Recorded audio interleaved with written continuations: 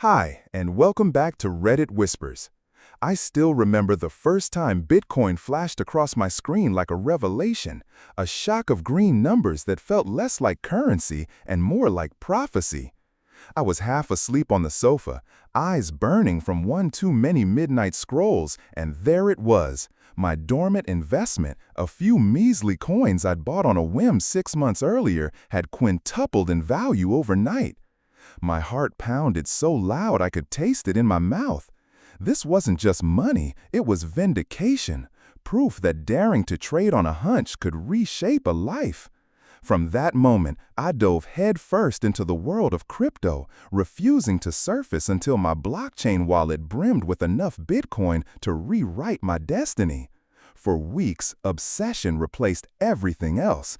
Conversations with Riley became second fiddle to price charts. Our Sunday morning pancakes went cold because I was glued to my laptop, relentlessly refreshing exchanges behind the impenetrable walls of my VPN. I convinced myself I had mastered both love and finance, that the steady climb of my portfolio mirrored the steady pulse of our relationship. We were partners in every sense. She celebrated each new ATH, all-time high, with me whispered sweet nothings about passive income while pouring her coffee. I believed we were building something real, a future paved with luxury, freedom, and the safety net of our crypto reserves. But success is a fickle mistress. The euphoria that came with every green candlestick was temporary, a sugar rush that left me craving more. I took greater risks with margin trades, convinced that a little debt was nothing compared to the jackpot waiting at the summit of Bitcoin's next surge. My credit score bore the bruises of overnight loans and leveraged positions, but I logged every transaction like a badge of honor. When Bitcoin briefly dipped, I told myself it was a correction, a chance to buy more at a discount. Yet my gut tightened with every dip and with every beep of an alert announcing another stop-loss execution. She watched me helplessly as late nights bled into early mornings. In those quiet intervals, before dawn broke and the markets awoke, I'd lie awake, torn between exhilaration and dread. I began to see the contours of risk everywhere. In the silent password prompts on my screen, in the pale light that danced off my phone as I double-checked my two-factor authentication, in the way my chest constricted when I realized how many zeros animated my balance. I told myself this was the price of ambition, that fortune favors the bold. Still, a small voice whispered that I was gambling more than money. The first red flag cropped up on a Tuesday afternoon. I transferred a decent chunk of Bitcoin into a fresh blockchain wallet, my cold storage for the big haul, only to receive an automated notice that the deposit never arrived. My heart sank into a hollow pit. I refreshed the transaction hash a dozen times, traced it on public explorers, hoping for a network glitch. But the coins had left my address, confirmed on the ledger, then vanished at the target wallet, an empty shell. A chill ran down my spine as I rebooted my VPN, re-entered every security code, convinced I'd logged in to the wrong account or mistyped a single character. No luck. In the weeks that followed, my mind unraveled itself in the silence between trades. I could no longer tell whether I felt more betrayed by digital thieves or by the person lying next to me each night. I found myself watching her fingertips hover over my laptop as she pretended to read her book, memorizing the password screen I should have changed. Every time she laughed, I questioned whether it was genuine or whether she already knew the fortune I was hoarding and plotted to siphon it away. I was drowning in suspicion, but I needed the truth more than ever. But human nature offered no such guarantees. Money seemed to amplify every emotion. Love became attachment, risk mutated into fear, hope into obsession. I scoured my transaction logs, dove deeper into network forensics, tracing coin movements through a labyrinth of mixers and stealth addresses. Each lead looped back to a wallet I couldn't tie to a known exchange. I questioned if I'd been hacked, if some faceless scammer had found a backdoor through a weak smart contract. But a nagging thought stopped me cold. What if it wasn't random? What if this was someone I'd trusted? The rupture between us was gradual, invisible as the way block confirmations spread through the decentralized web. First, she started making offhand comments about my unhealthy fixation on passive income. Then she complained I spent more time talking to traders on obscure Discord channels than I did listening to her dreams. I brushed it off as noise, the collateral damage of ambition. Only later did I realize these remarks were premeditated, subtle breadcrumbs of guilt meant to lull me into thinking the problem was me alone. One evening, under the pale glow of my trading dashboard, I scrolled through our shared bank statements. I froze at an outflow flagged as consulting fee, an innocuous label concealing a hefty wire transfer to an address I didn't recognize. My chest tightened as I cross-referenced the timestamp with my own trades. The money had moved just moments after I'd locked in a sizable gain, almost as if someone was waiting for me to cash out. Hand trembling, I traced the next hop on the blockchain. My coins had danced through a series of shell wallets before alighting in that same ghostly address I'd discovered weeks ago. I felt the air grow thinner around my lungs. The quiet click of my mouse, the gentle hum of the laptop fan, everything pressed in with an unbearable intensity. I leaned back, vision tunneled on the screen, heartbeat echoing in my ears. Betrayal isn't dramatic. It's an unrelenting drip of disbelief that corrodes your sense of reality. I scrolled through our photo album at the snapshots of us smiling under golden sunsets, notes scribbled on receipts from failed startup pitches, airline tickets for a trip to Miami I'd surprised her with. It all felt like a charade, an elaborate con built on shared enthusiasm and mutual trust. My mind reeled between fury and regret. How had I been blind to the discrepancies? I had all the trading analytics, dozens of indicators, yet I'd failed to see the most obvious signal glowing right beside me. I remembered the way she watched me type, how her eyes occasionally flicked toward my screen at the busiest trading hours. I recalled her casual brush against my hand when I closed profitable positions, as if she wanted a piece of every high. But I told myself I was paranoid, that love meant believing in the best of someone, even when the signs pointed to the worst. Now I sat on the edge of my bed, the laptop still open on my lap, fluorescent candlesticks dancing mockingly. The empty wallet address awaited fresh deposits, taunting me with its promise of more. I knew I had to confront the truth, but fear rooted me in place. This betrayal cut deeper than any hack. It was a personal violation, a theft of not just money, but hope and intimacy. The world of crypto had always been about trustless systems, code you could verify, ledgers you could inspect, but I traded that security for a human connection, and I paid the price. As the night deepened, I stared into the screen's glow, piecing together a plan. If I couldn't reclaim what was stolen, I would expose how it was done. I'd traverse the dark underbelly of mixers and false identities, gathering breadcrumbs until I traced every Satoshi back to its source. There would be no mercy, no second chances. I wasn't just fighting for my money, I was fighting for my sense of self, the belief that trust could still exist in a world of endless digital deception. When dawn broke, I powered down the laptop for the first time in weeks, heart pounding with a fragile mix of dread and determination.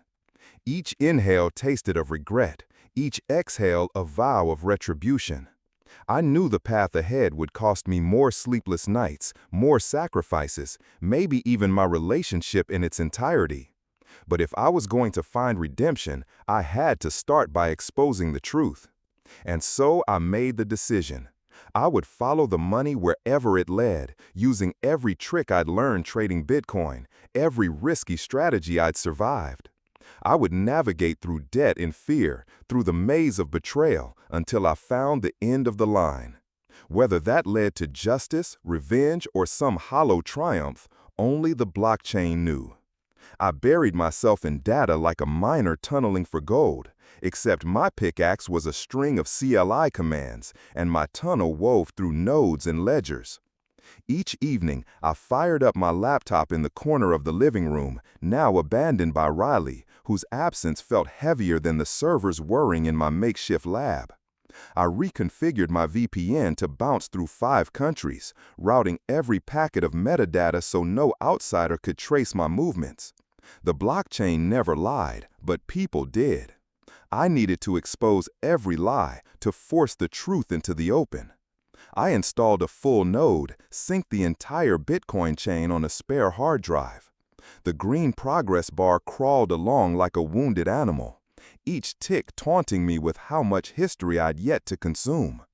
I listened to that hum as if it were the heartbeat of my rage, reminding me there was still life in this mission.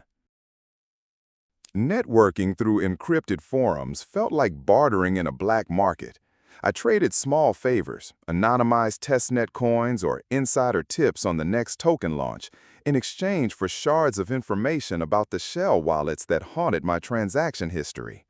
I pieced together a map of addresses and timestamps, weaving a narrative of movement that traced phantom payments through mixers I once dismissed as minor nuisances.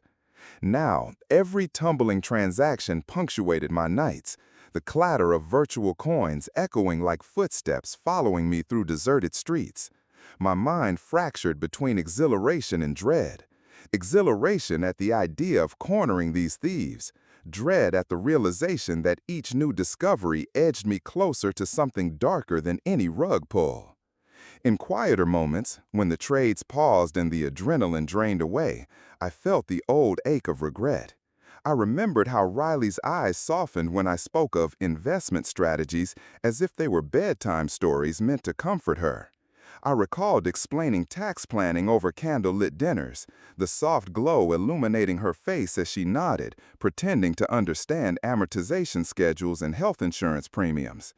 Back then, passive income wasn't a siren song. It was a promise we whispered to each other, a shared vision of a life unchained from 9-to-5 drudgery. We drafted spreadsheets side by side, mapping out real estate purchases that would fund our honeymoon. I thought that blending our financial futures was the ultimate testament of love. Now, those carefully crafted slides felt like relics of a betrayal, each bullet point a stitch in the web of deceit that had ensnared me. My credit score plummeted under the weight of emergency loans I'd taken to amplify stakes. I rationalized those margin calls as necessary gambles, but now they loomed like unpaid IOUs in my psyche. I negotiated with lenders in hushed tones, promising swift resolution that always felt just out of reach. The sense of survival honed in these negotiations sharpened my resolve. If I could haggle for better rates on a rental refinance, surely I could outmaneuver faceless con artists on the darknet. I approached my investigation as a business strategy: define the problem, allocate resources, identify bottlenecks, iterate until success. But unlike spreadsheets, human malice refused to conform to neat columns. The deeper I dug, the more my obsession blurred the boundaries between professional rigor and personal vendetta. One breakthrough emerged when I discovered a recurring pattern. Every stolen tranche passed through an infamous tumbler known for laundering illicit gains. I dismissed it initially as an unlikely conduit for my volume, but the timing synchronized too precisely with my large withdrawals.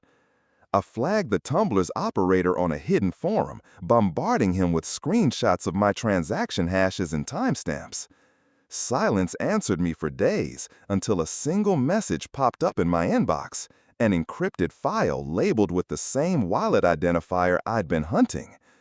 My pulse spiked as I downloaded the attachment, its contents a CSV roster of IP fingerprints and session logs.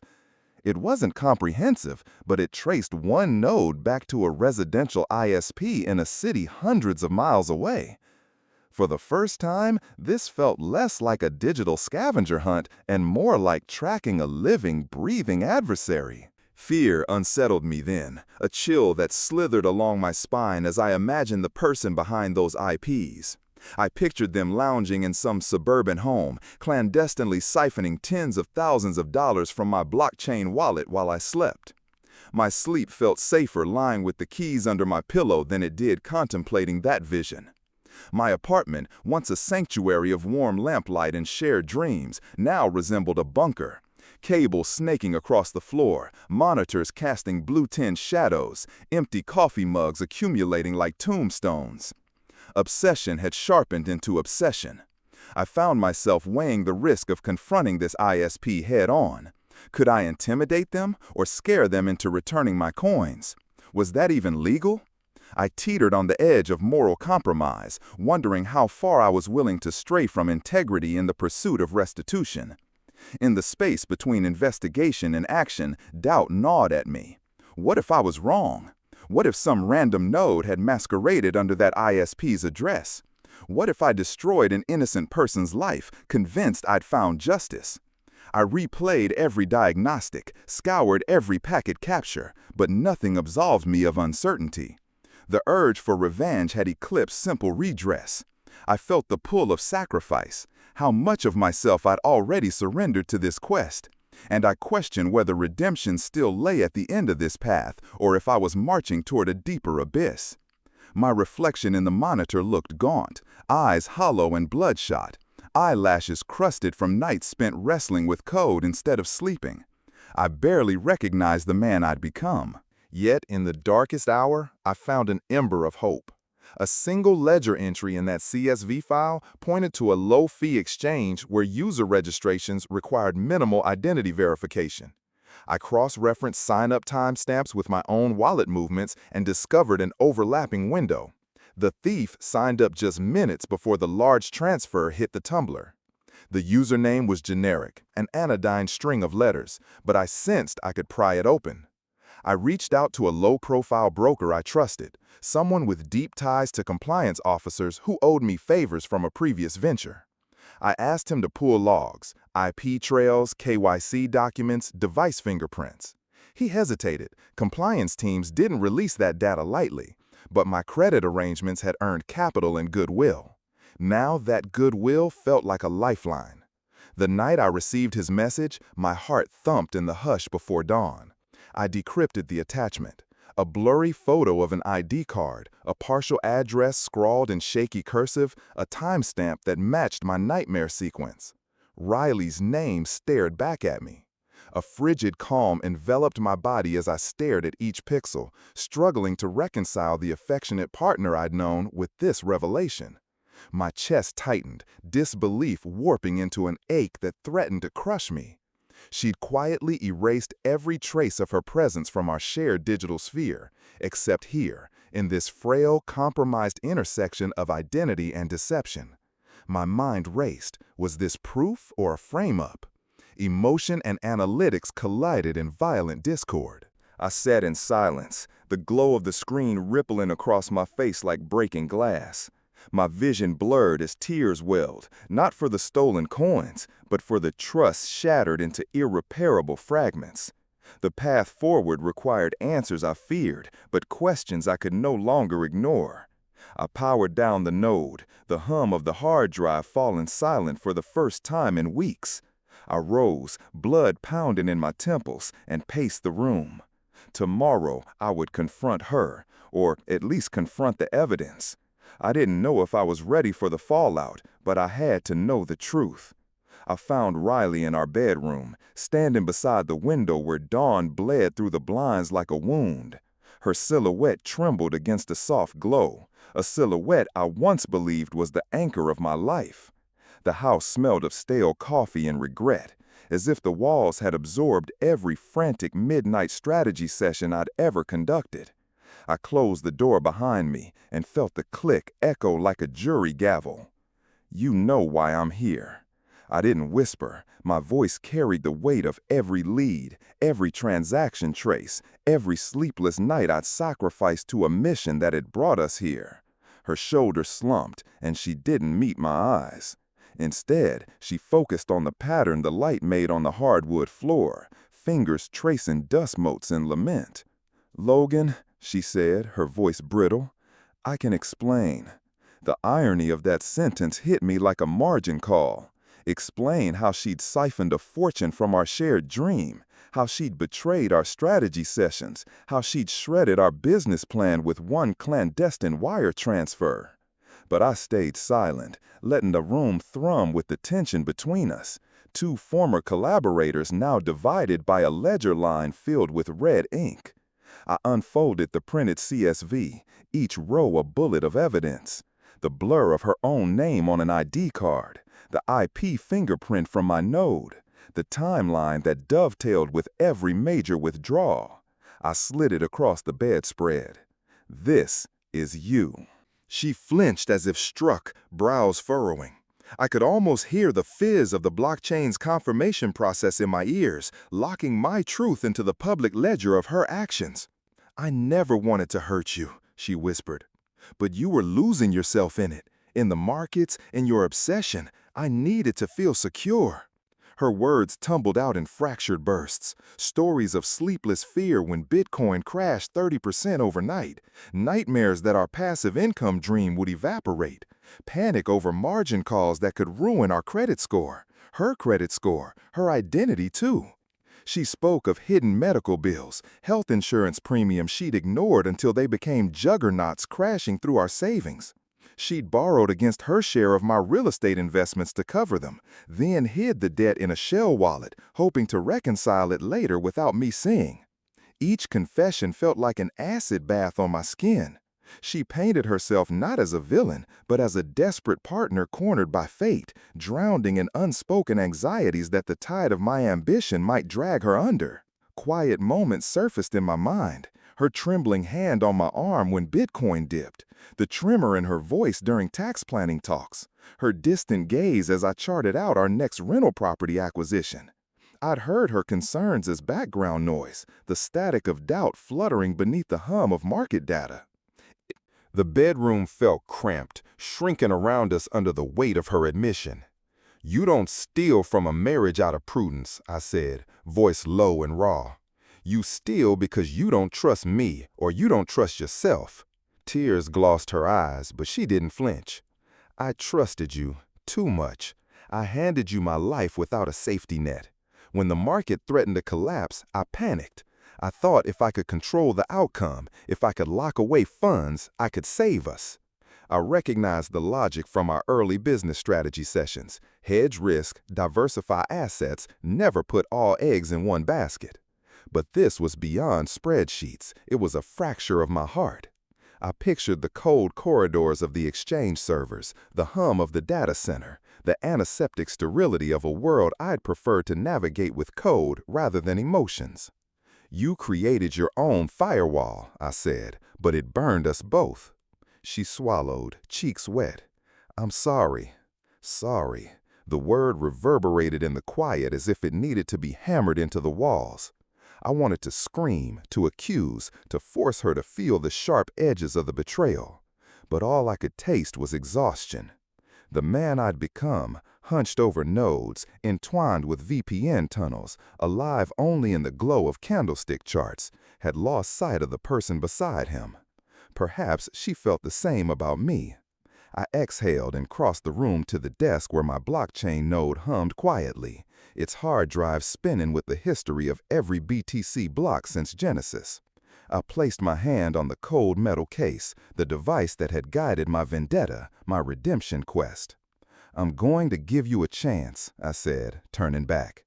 "But you'll help me recover the funds, every last coin." She nodded, hope and dread mingling in her gaze. "I will." For the next 12 hours, we worked side by side, two figures bent over screens, no longer conspirators, but reluctant allies. Riley's remorse was as raw as my anger, her fingers shaking as she typed decryption keys she'd once safeguarded for herself. We traced coin flows through tertiary wallets, unpicked chain splits, and hunted the final mixer node. Each revelation brought a jolt of adrenaline and a fresh scar of regret. When we found the endpoint, a forgotten address belonging to a small-scale exchange in Eastern Europe, we stared at the screen as if it were a sniper rifle aimed at our future. The exchange's cold wallet held a fraction of the total funds, enough to settle my emergency loans and restore my credit score, but not enough to recapture our luxury lifestyle dream. My heart sank at the realization that we'd spent more in fees and tireless investigation than we'd reclaim. Riley reached out, brushing her fingertips against mine. The contact felt electric, a spark in the chasm that yawned between us. "I'll cover the difference," she said, voice firm. "I'll liquidate my equity holdings, our rental property, my side business. I'll sell everything." I saw the severity in her eyes, sacrifice and survival tangled in one final gamble. She was willing to cast away every vestige of the life we'd built for the price of reparation. My mind flooded with memories, our honeymoon fund set aside for that duplex near the lake, the Shopify sneakers venture she'd launched to prove her own entrepreneurial mettle, the night she'd stayed up formatting our tax planning spreadsheets with painstaking precision. She'd risked not only my funds, but her identity, her future, to atone. "I can't let you do that," I said, voice breaking. "If you dig yourself deeper, you'll destroy the life you're trying to save." She shook her head. "Redemption isn't free." Her resolve struck me like a market crash. I understood her desperation. To face ruin alone was preferable to dragging me down, to living with the lie unsaid. In that moment, I realized something fundamental about love and finance. True partnership demands vulnerability, the willingness to bear debt, emotional or otherwise, for each other. I reached out and took her hand. My fingers trembled, but I held firm. "We'll rebuild together," I said. "No more secret wallets, no more hidden VPN tunnels. We'll face every risk in the open. We'll diversify in life, not just in assets." Hope glimmered in her eyes, fragile as a blockchain block before confirmation. We drafted a new plan.